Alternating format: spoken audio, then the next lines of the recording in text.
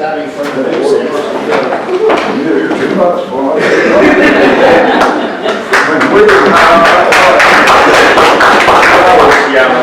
I was listening to William Howard Taft. After he was president, weighed 400 pounds, and in all the United States speaking. And back then you could get $5,000, something kind of like the Clintons and all these other guys do now. So he's in New York, and a guy named Chauncey Depew, who was a Tammany Hall politician, all got up, and for 36 minutes, they timed it, introduced Taft. And he said, now I present to you a man pregnant with ideas, a man pregnant with wit, a man pregnant with a view to the future. And they said, Taft got up and walked to the podium and said, should it be a boy? I shall name it George Washington Taft. Should it be a girl? I shall name it Martha Washington Taft. But should it be only gas? I shall name it Chauncey Depew Taft. So let me tell you how I got to where I am, or how this is. I've broke more people who ever made whips, so you need to know that going in. But I have been counseling people in my auction business. People come in and say, oh, I got to sell this, I need to sell this, well, it bring $1 million, oh, I owe $3 million. Well, let's talk about what you got and how we can go about doing it. So out of all that, I got inside people's lives. Or I've got cancer. I remember a guy coming in and just been diagnosed with melanoma and 3 months to live. And sit in my office and cried and just left the hospital 3 minutes early. So anyway, so I, over a period of time, would say, have you done this, you've done that, done that. And ultimately, I developed me a little checklist, and then ultimately about 20 notes that I keep in my desk. Say, okay, tell them this, tell them this, tell them this. And over a period of time, that just served me, and I think served other folks to some degree. One morning, my phone rang about 7 o'clock in the morning. Mr. So-and-so from Trust Company in Georgia said, we need to speak with this family about it. He said, your dealership down here in Rome, Georgia, said, we just did a floor plan check for $3 million out of trust. I said, well, I don't believe that, so you should go there. I said, figure it down here. So I called my CPA and says, get down to the window. Sure enough, I can tell you how there's a lot of illegal stuff. But anyway, bottom line was, I was in deep trouble. And so I went to my lawyers, and started analyzing all my alternatives. I mean, do I need to file Chapter 11, and I was bankrupt, or this, that, and the other. And I stopped in Chattanooga, Tennessee at a Cracker Barrel and cried $2. I was so mad. Not at them, but at me. I was so mad at me for letting that happen.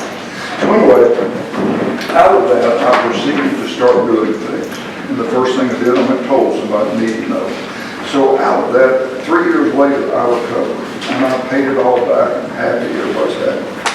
And I thought, how in the whiz was I able to do that? And it just struck me down. I followed my own advice.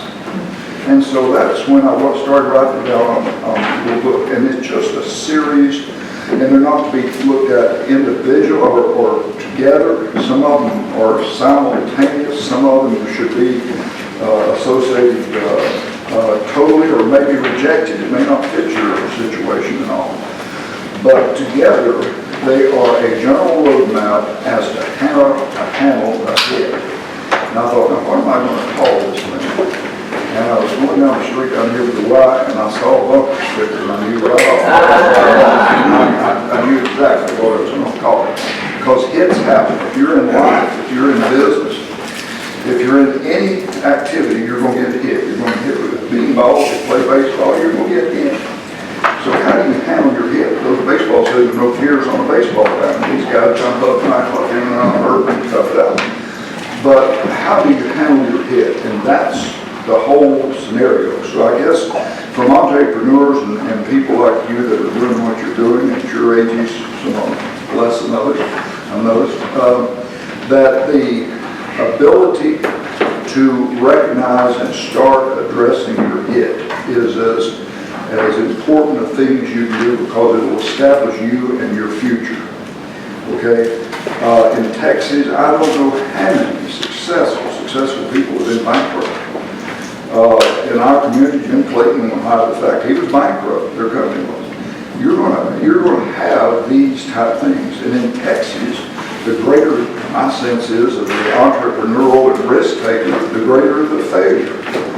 You look at the butchers, you look at everything in this community that's taller than 3 stories, it basically was impacted by the butchers in the last, and they failed. And we walk around, we business and but the truth was, they were at least working and making something happen and taking chances. And it worked. Should have taken less, maybe how they did it, I don't know, I'm not going to get into that.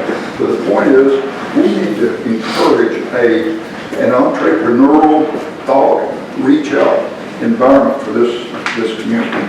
So saying all that, as you're going along and getting hit, excuse me, honor off test 1, 2, 3, 4, 1, 2. There was a boy from Mars. I got to do this for a living here. My test 1, 2, 3, 4. Okay, is that better? I'm sorry. So what I did was I said, what's the most important thing? That's got to be rule number 1. If you look at this, you may have already looked at it, but don't worry about looking at it now. But the first absolute rule, the only golden rule that has to come in order, number 1, is never ever lie to yourself. Okay. Number 2 is don't lie to others if you want them to help you. But don't lie to yourself. And lie can also be misinformation. You say, oh, it's going to come through. The sales won't pick up next month. Things will be better. Or, I don't know, maybe I'm going to sue this guy. It takes 3 years to recover. You're broke. So don't lie to yourself. That is absolute rule number 1. If you want somebody to be on your side, be an honest deliverer of information. The first person I went to see when I found out where I was Jim Haslam. Why Jim Haslam? The reason was I was chairman of United Way that year.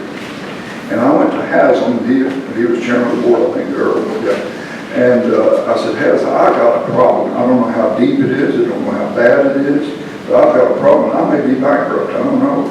And so I may have to drop out of United Way. He said, do you have any cash? I said, yeah. He said, you got cash flow? I said, yeah. He said, you got net worth? I said, yeah. He said, you'll be all right. And that was our total conversation, basically. But anyway, I don't want to say, oh, but it's okay, don't worry about it. But anyway, what I didn't know was later on, and I relate this, he takes that information that I personally delivered to him. He didn't learn it from somebody on the street. If you got bad news, you tell them. Okay? So he took that information, goes to Park Bank, who was my major banker, and tells them, hey, Furrow's had a problem, this, that, and the other, let's help him out. And they gave me time. Now, what I was wanting was time to get everything under control.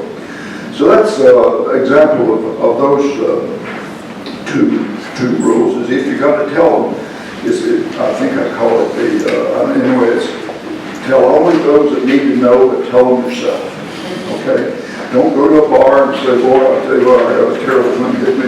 That's fine, that doesn't help you. But if you go to somebody that is your 18-year-old college student who's going into college, it's not your 3-year-old kid that's in kindergarten. It's the people that need to know. Okay?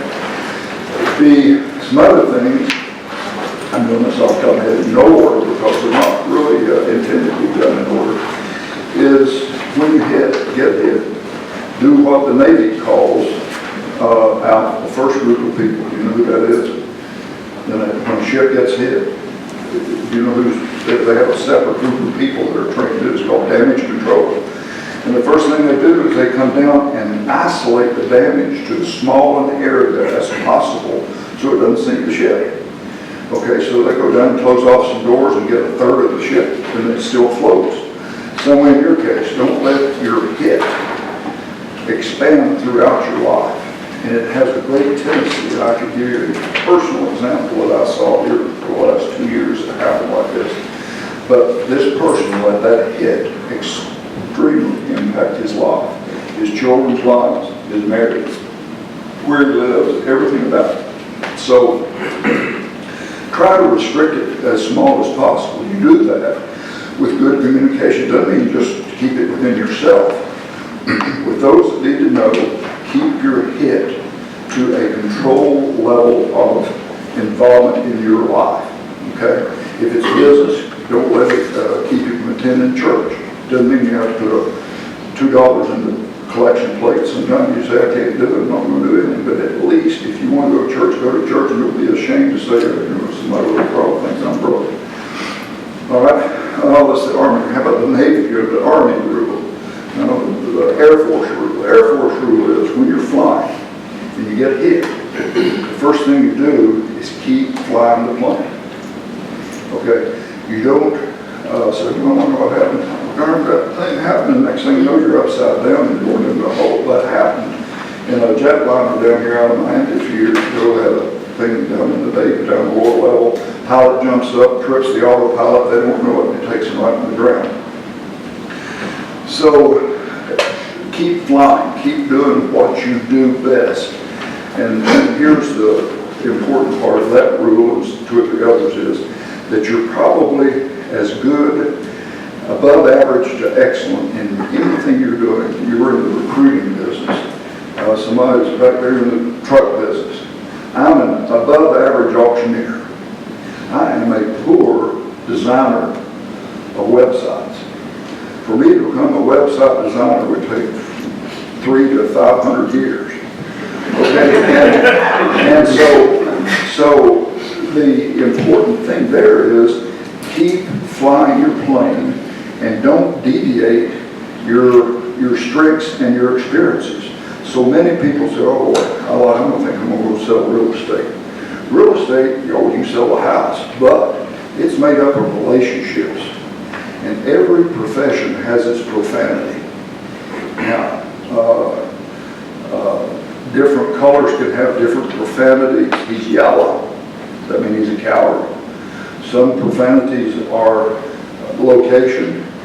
More especially, though, I called my dad one time. I said, Mr. Snow, you're trying to give me a $100,000 check at an auction. I said, he said he knew you. I said, what's your advice? He said, he's never been wrong. I thought, what a wonderful statement that was. That was just a blanket in there. He's never been, I've known him 40 years, he's never been wrong. And I thought, what a wonderful statement that was to be able to have that image and reference and be in the industry where they can say that about you. Oh yeah, she's the one that recruited Bush Jones here. She's the best recruiter there's ever been here in this town. And all of a sudden that profanity gets spread throughout your, and you just can't go in and jump into it, even though you're greatest auctioneer in a while, you can't jump in and start being a great recruiter. So generally stay with what you do. You may be tempted, but until you have a clear opportunity that's different, don't jump around. Let's see, gosh, I'm going to have to look up. I don't know. I've got a new one that has, it's called the desert rule. I read this in the National Geographic thing, but if you are lost in the desert, there's one absolute rule. Keep walking. If you ever stop, because keep walking, you'll find, somebody will find you. Excuse me, that's the rule. Keep walking and somebody will find you. But if you just go over, lay down under a palm tree, the only people won't find you is come and see that palm tree. If you're up high, walking through the desert, somebody will see you. And somebody will help you. And Jim has them will help you. People help people. And if you don't ask for help, you won't get it. So you've got to expose yourself to the help that people are willing to give you. And don't talk to your local newspaper delivery guy about your problems other than your communication, but don't expect him to be able to help you. Probably he doesn't have the background or the connection. So if you've got a problem, go to those that can probably have a chance of helping you, notwithstanding anything else.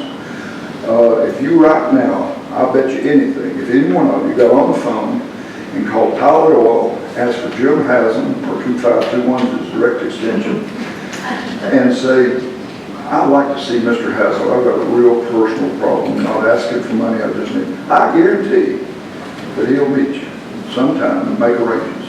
Point is, people help people, and people enjoy that. That's part of your reward for working hard and being nice and being invited to come do these type of things, is because that's part of your return.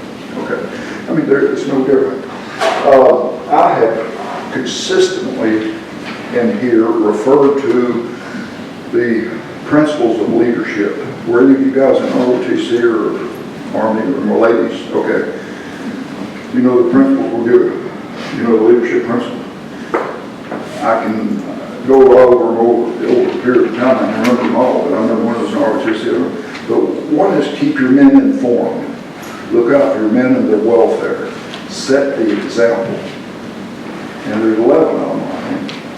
And if they see you over in the corner, cowed down and in your desk and sitting there, you think that builds support amongst your troops? No.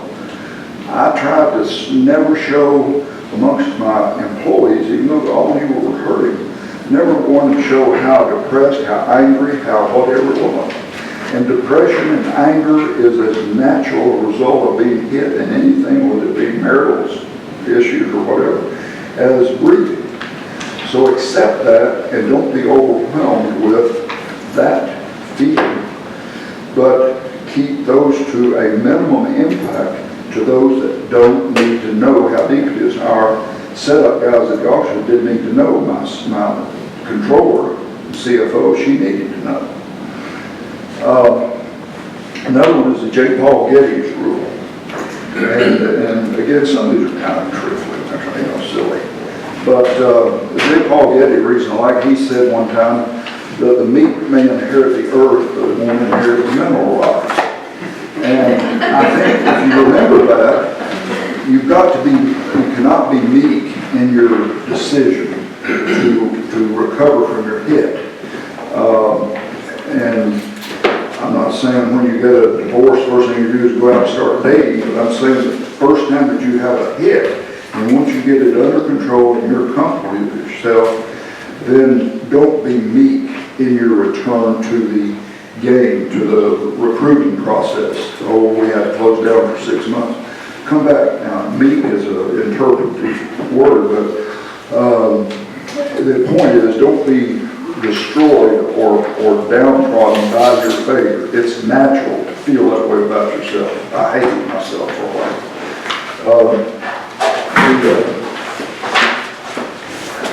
I've had several friends be in financial trouble. Fred Langley, you may know Fred. I mean, everybody, if you're out there in the game, you're going to hit cash flow shortfalls, you're going to hit all kinds of issues. Fred had signed a bunch of notes during the World's Fair with the butchers, and by golly, FDIC came in and said, pay us. And he was the only guy on the block that had any money. And he said that his secret to his extinguishing the long term of it was to negotiate. Negotiate, and if it's non-negotiable, negotiate the non-negotiable. Negotiate, for God's sake. Just don't.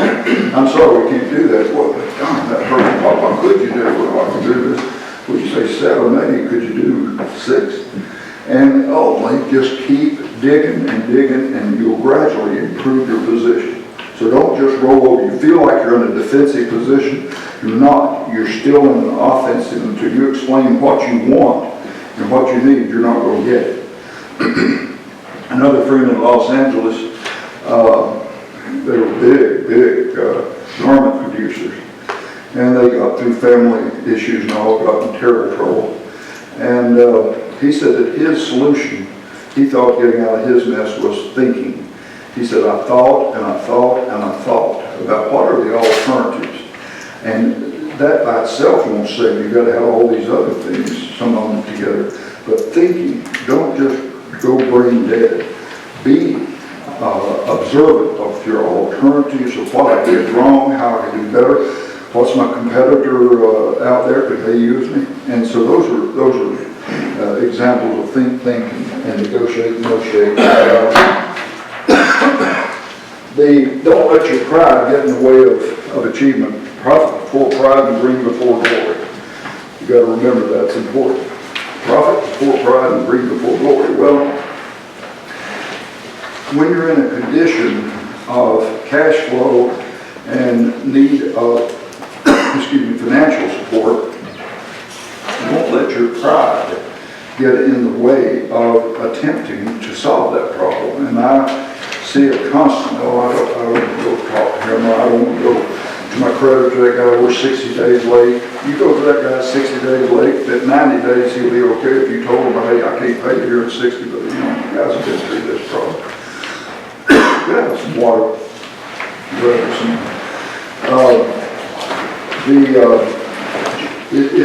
I just can't emphasize that you're not alone when you do have it. A lady turns up for breast cancer, you'll be amazed at the number of ladies that come to support and all that. This ties in with the being honest. Thank you so much for being honest. And that is the court of equity. I don't know if you know, but there are basically two court systems. One is equity law, the other is, well, you lawyers can tell me, but it's the legal part of it's the written part of it. Some things are just decided on what's right. Okay, the rule there is, it's very important, is you must have clean hands to come to equity. So if you're asking for help, you're asking for, I don't believe these folks that embezzled $5 million could get much help from Jim Haslam, but they might get sympathy. But the point is that you must continue, even though you had a mistake, you had a failure, you still must be clean when you're coming to ask for equitable help. You see how well prepared. There's the Indian chief rule, and this is important. If you capture an Indian, you get an Indian. You capture a chief, and you get a tribe. Okay? So don't come and, I hate to keep using Haslam, but I will. You don't go to try to find Jim Haslam for help or communication or whatever. I'm not talking about money. None of this has to do with money. Don't go to him, or don't go to a truck driver for pilot delivering fuel. Don't go to the receptionist, but go to as high a level of help as you can get.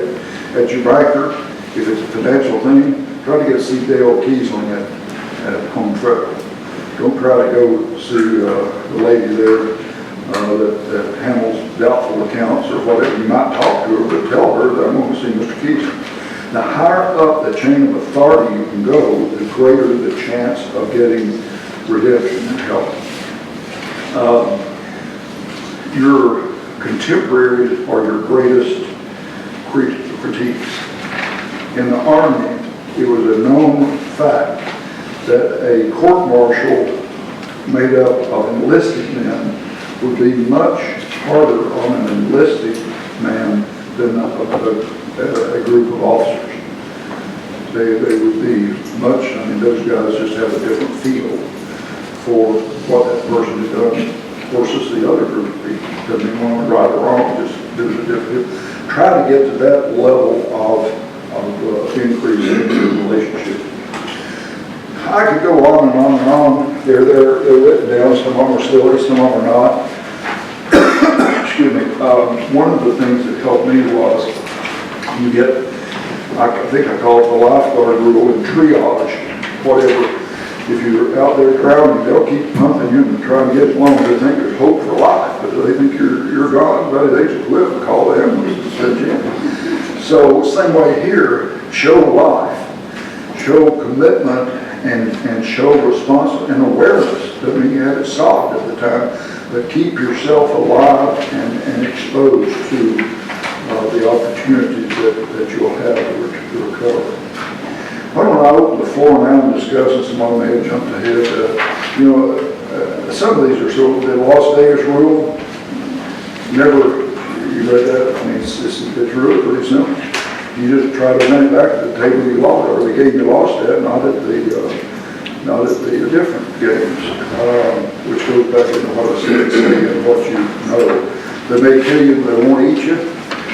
Once you get to that level of comfort in your self-image, you wouldn't believe how strong it makes you feel. I mean, so what's the worst they do to your creditors or your ex-wife or your whoever it is? The worst thing they do is get out. And so, once you accept that as a bottom line level of recovery, man, you're back on your way. So, I'll throw that out for you.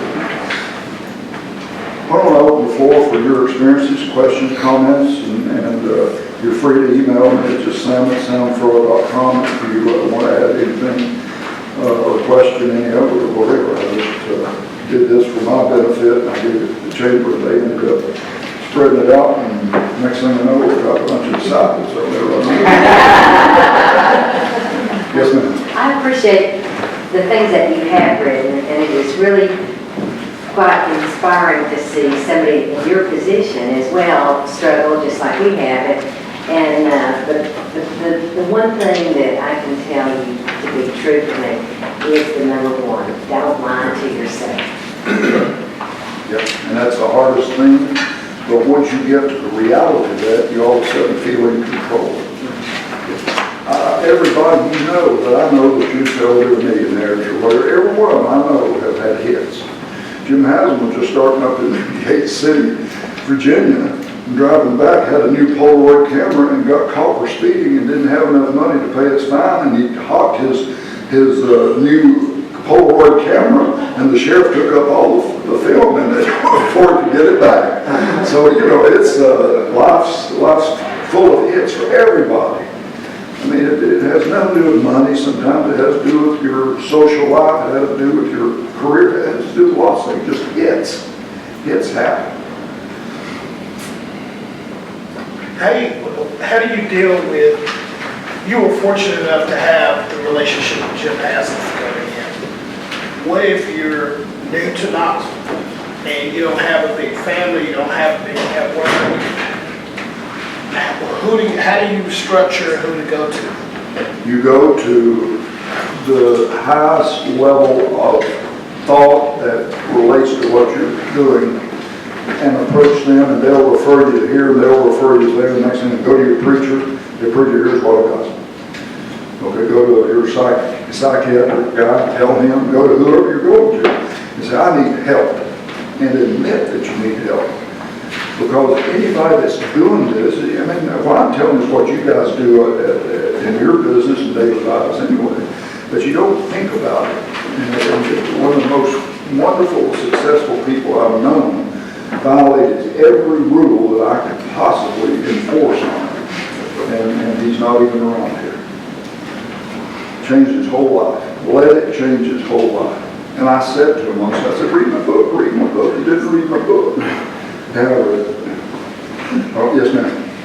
So what would you say is a good way to, say you don't have a hit now, but you might have one later, so like build a support system so you're set up for that? Well, I don't know that you're ever set up, but the broader your relationship, I know this, you give me a subject and you give me a phone and 5 phone calls in this community, I can find out who's in it, what that answer is, or how good it is, whatever, and you have the same opportunity. And you do that not intentionally to establish, to provide yourself with that asset, but you do it in just communicating with people. I mean, now all of a sudden I've got 20-some people that I know a little bit. And so all of a sudden you're prepared. And so I saw you over there talking for a lot of, I'm thinking, and then those things happen. And again, the professional people are probably, to answer your question, one of the best sources, whether it be religious or legal or whatever, but then you get into just the daily guys and the daily girls. They're Sharon Miller Price, trust company. I mean, Sharon's, I tell you, she's had 2 husbands die and all this stuff. So I don't know, other than being prepared like this, and I mean, I'm prepared all the time. And I'm very cautious to make sure, am I reading this right? Am I reading it right? Doesn't mean that you don't change it, but when you change it, it's not a lie, it's an error. And once you find out that's incorrect, my decision, then you go correct it. But Hey, Sam, you brought up a great point. How do you tell the difference between you're lying to yourself and just a mistake? yeah, well, that's probably a moral issue as much as any, but time will generally prove that to you. I mean, it has, my cash flow is great. 3 months later, I didn't realize it's good. We just lost this tenant and just that thing didn't produce. Hey, I'm not as good as I thought it was. Using that as an example. I think many times, I think, being honest with yourself is probably tougher than anything else. Yeah. Than being, because you can't admit it. I mean, there's no bigger hit than Pat Summitt's experience. Just think of that. So you kind of look at what she did. She didn't lie to herself. She quit on her own, analyzing that, hey, there's something wrong here. And she basically has done everything here. And I never talked to her about it. Anything? Yes, sir? What's been your motivation, your push? My, fear of failure, competitiveness, action. I've always had a job, I've never had a check. I just read a book that's telling me called Born Fighting, okay? It's written by a senator from Virginia named Jim Webb. Very, very bright guy, and it's about the Scots-Irish lineage that goes back to, has anybody read it here? Okay, read it. It's a great read about how Scotland and Ireland and England and all the way back to way back down there, 2,000, 3,000 years ago, how all of that came together to produce us. And all of a sudden I understood me better than ever as to why I feel the way I do about anything. In the Vietnam War from 65 to 75, Harvard, Yale, Princeton, and MIT graduated 31,000 people approximately. You know how many were casualties in Vietnam? 26, close to 26. Now, how many Tennesseans were casualties? I don't know.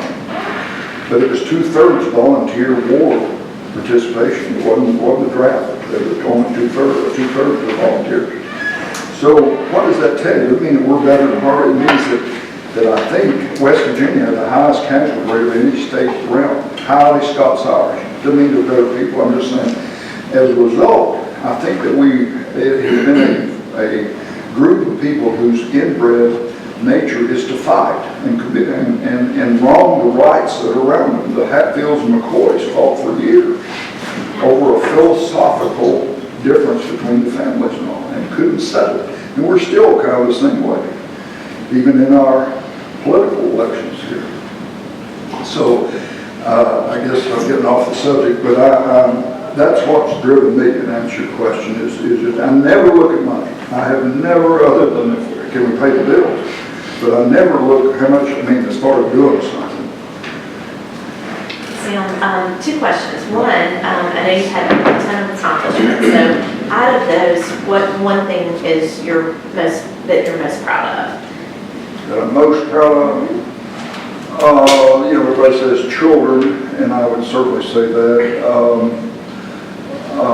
I think having been here and leaving it better than I found it, whatever it was, whether it be my grandpa's house or my fraternity house or my contribution to Knoxville, I think that would be it, and providing a good kid. And the second part of that is, I know you're very involved in the community, so for the entrepreneurs in the room and business owners, how important has it been for you, and what correlation is there for you in being involved in community organizations outside of business? And how's that? There's a payback. If you earn a lot of money or you're successful successful in something, you're a leader, you ought to invest that back.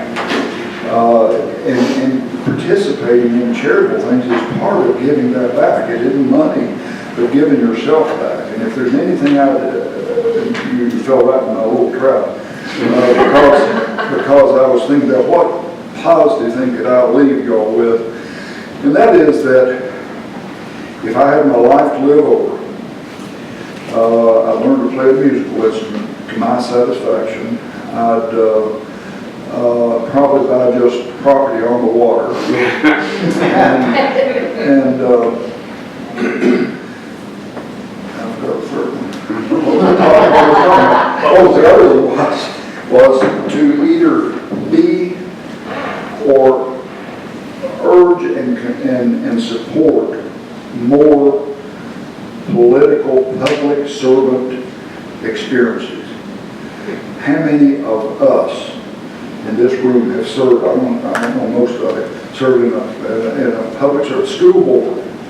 We've been even run for the city council. I mean, and then also vote, for God's sake, vote, so we don't have some of the stuff that's happened to us here in the last 6 months or so. And public service is something that's available to every one of us in some capacity. And I think that would be the biggest contribution that I could urge you to make in the rest of the lives of you and your grandchildren and beyond that. Because we are no better than our leaders. And we have had some poor leadership in this community over the years. I'm not pointing fingers at anybody. But it's true. And when you see some cities and states and all doing better, it's usually because they got better leaders. And if you're too lazy or selfish or won't get out there and get prepared, invest. If you can't be a candidate, invest in good people. Vote and help the people that you would hire for that job, not that's running for it, but who you would hire. If you wouldn't, and try to get people that you would want to hire and you're going to run your city. Look at that candidate that says that person who's better and who can I get else, and go say, hey, would you consider running next year, 5 years from now, 10 years from now? I was always too selfish, and didn't want to put up with it, too egotistical. But it is a must for our society to continue to succeed. We have got to have broad commitment along that area. All right, what else before we all get mad and go home? About 45 minutes. Your rule 3, emergency room. You got it there. What's the name of it? Yeah, emergency room triage. Yeah, triage, stop that bleeding. That's a good one. Yeah. Huge. What's my observations? Yes. Expand on that a little bit. Well, the triage rule is there comes a point, and I'm thinking of specific individuals that I've seen, where my willingness, interest, or ability to help them has just extinguished. One, because they were drunkards and no good, because they had quit on themselves, because I clearly understood that they were unqualified.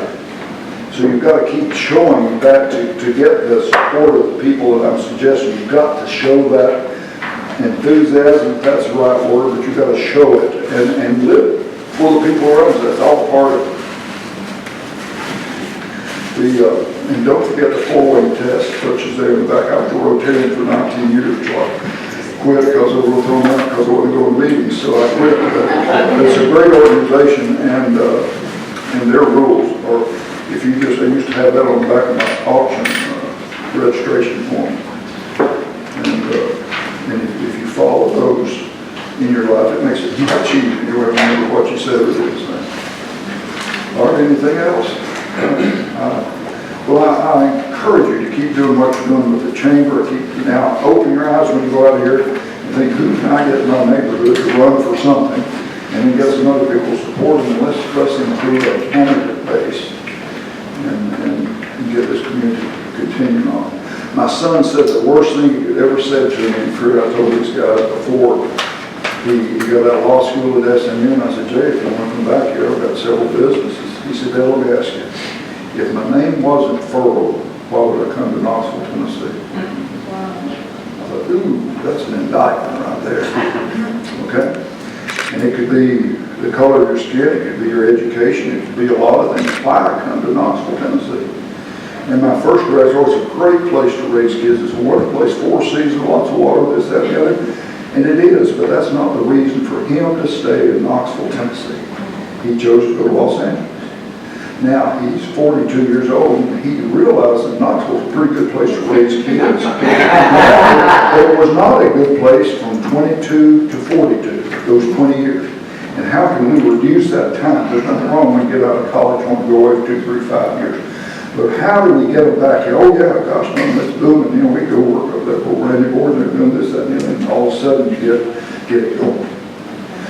So that gets part, I'm sure, why you're all out here this morning, listen to this food. Okay? Sam, How does that know what I'm doing? thank you so much.